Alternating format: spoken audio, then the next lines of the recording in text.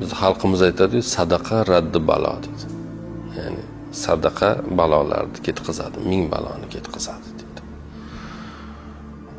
Xulosa qilishimiz kerakki, bizga uzatilgan qo'lni agar imkoniyatimiz bo'lsa hech qachon bo'sh qaytarmasligimiz kerak. Avvalambor Alloh bizni hammamizni shunga bir qurbatli qilsin, qurbi yetadigan qilsin.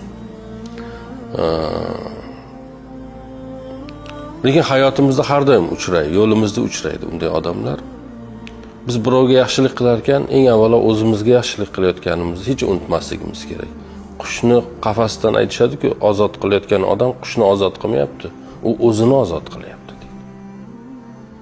Shuning uchun biz kimgadir yordam qilayotgan bo'lsak, boshqa qilayotgan bo'lsak, bundan hech kibrlanmasligimiz kerak. Hatto ichimizdan men mana yordam qilib qo'ydim-ku, men yaxshilik qildim-ku deb rozi bo'lib qo'yish kerak emas.